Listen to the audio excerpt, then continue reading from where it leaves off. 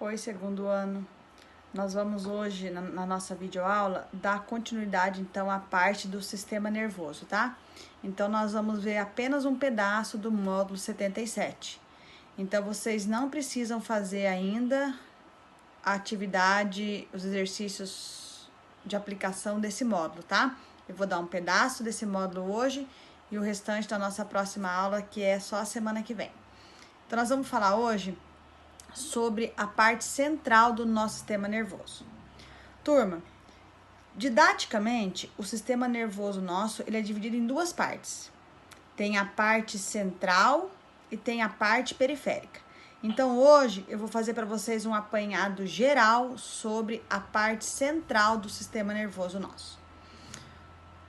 O sistema nervoso central, como a gente pode chamar, SNC, ele é, então, subdividido, ele é composto pelo encéfalo e pela medula.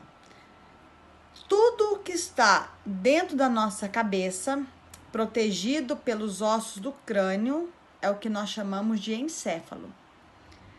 E a nossa medula espinhal, ela está protegida dentro dos ossos que formam a nossa coluna vertebral, dentro das nossas vértebras, né, que compõem a nossa coluna vertebral. São regiões tão importantes para a gente que, além da proteção dos ossos que essas partes apresentam, elas ainda têm outras proteções. Então, revestindo essas estruturas nossas, o encéfalo e a nossa medula, nós temos sobrepostas três membranas chamadas de meninges, tá? É uma membrana em cima da outra, chamada dura mater, pia mater e aracnoide. Essas três membranas, então, elas estão sobrepostas em cima dessa parte central nossa. Além disso, banhando toda essa região, no interior disso tudo aí, existe a presença do chamado líquido cefalorraquidiano. A principal função desse líquido é amortecer os abalos mecânicos. Então, seria uma proteção mecânica contra os abalos que dá conforme a gente realiza a movimentação com a cabeça ou a gente movimenta o nosso corpo. É comum, quando o médico suspeita que a pessoa está com meningite ou algum outro acometimento no sistema nervoso central, de fazer a retirada desse líquido. Aí o médico retira um pouco desse líquido, analisa esse líquido para poder dar um diagnóstico mais correto a respeito do que ele acha que a pessoa tem. Tudo bem? Então, até aí, tranquilo. Então, vamos lá agora alguns pontos específicos. Nós vimos que o neurônio, ele é composto de três partes, teoricamente. Dendrito, corpo celular e o axônio. Região aonde tem uma grande concentração do corpo celular do neurônio é denominado de massa cinzenta.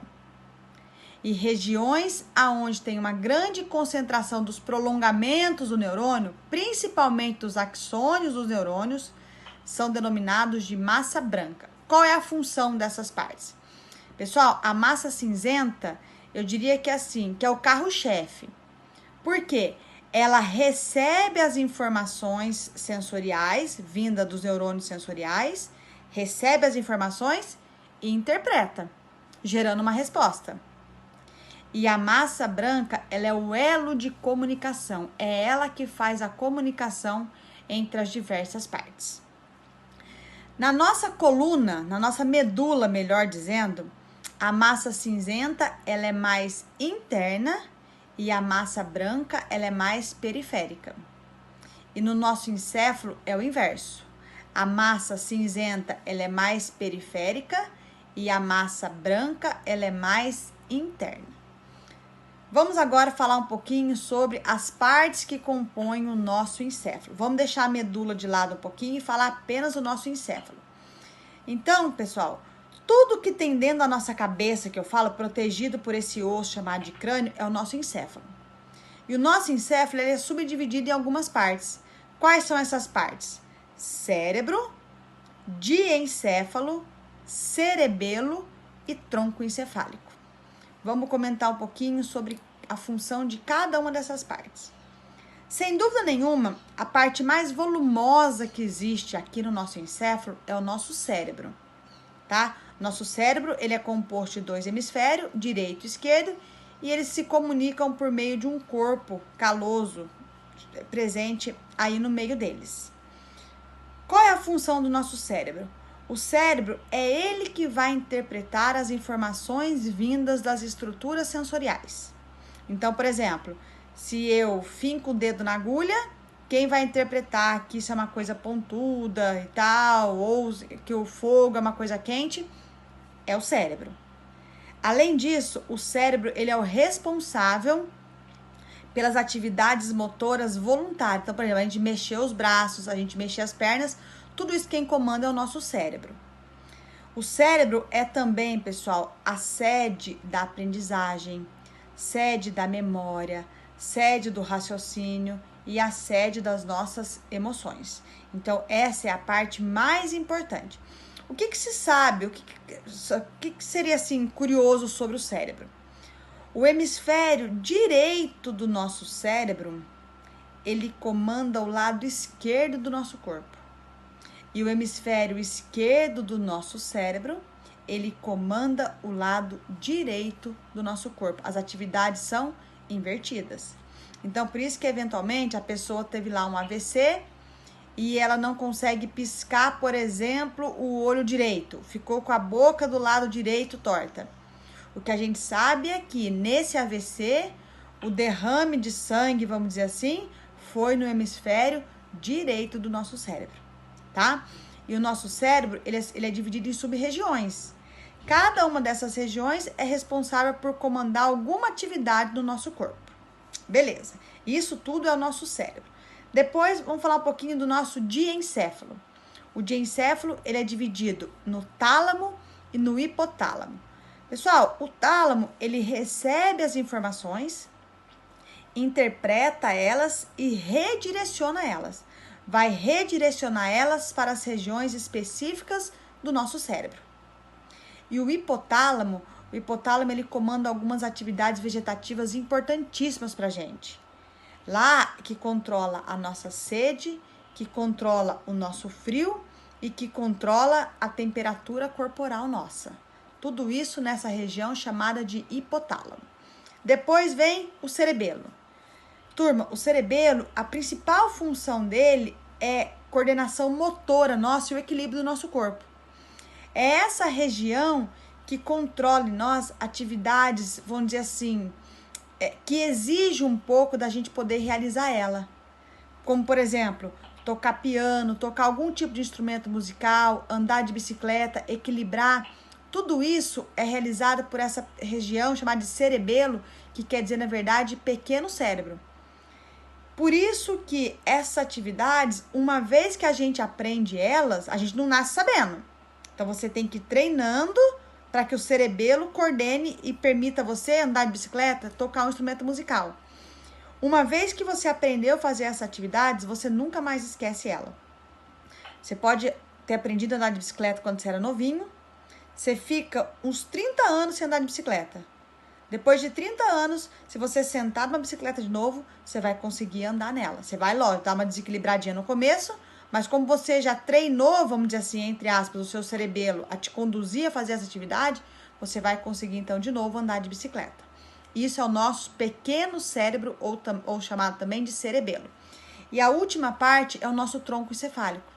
Pessoal, no tronco encefálico é onde está aquela região chamada de bulbo, que vocês já viram lá no sistema respiratório. O bulbo é conhecido como centro respiratório. Por quê? É ele que comanda os movimentos respiratórios nossos, a amplitude e a frequência do nosso inspirar e do nosso expirar. Só que o bulbo não controla só os movimentos respiratórios. Ele também controla em nós, por exemplo, a pressão arterial. É tudo isso, todas essas, vamos dizer assim, essas atividades que fogem do nosso controle são comandadas, então, pela região chamada de bulbo. Então, tudo isso que eu falei para vocês, pessoal, está dentro da nossa cabeça, dentro do nosso, protegido pelos ossos do crânio, compondo essa região chamada de encéfalo. Agora, a outra parte que comanda, vamos dizer assim, o outro componente da parte central é a medula espinhal nossa. Qual que é a função da medula espinhal? Eu diria que ela tem duas funções importantes. A primeira, ela é via de passagem das informações. De que jeito? A periferia manda para a medula encaminha para o encéfalo. O encéfalo elabora uma resposta, manda para a medula e a medula manda de volta para a periferia. Então, ela é uma via de passagem das informações. E a medula também, ela é responsável pela atividade que nós chamamos de pela atividade denominada de ato reflexo. O que é o ato reflexo? Por exemplo, quando você vai no médico, você senta numa cama lá, ele vem com um martelinho, bate no seu joelho e sem você querer, o seu joelho vai levantar. É uma atividade involuntária. Eu vou falar para vocês detalhes sobre o ato reflexo na nossa próxima videoaula. Pessoal, da medula espinhal nossa partem nervos. Esses nervos que partem da medula, eles são denominados de nervos raquidianos. E esses nervos, em cada ponto da nossa medula, vai ter tanto um nervo sensitivo quanto um nervo motor. Vocês precisam lembrar disso para a próxima aula, que quando eu for falar de atividade reflexa, vocês vão ter que lembrar, o ato reflexo, vocês vão ter que lembrar que na nossa medula, então, tem uma raiz sensitiva e uma raiz motora, que se conectam a ela e ajudam a gente no chamado ato reflexo. Então, para a nossa videoaula de hoje, pessoal, vai ficar só esse pedacinho. Eu continuo esse módulo na nossa próxima videoaula. Tudo bem? Um abraço e até a próxima!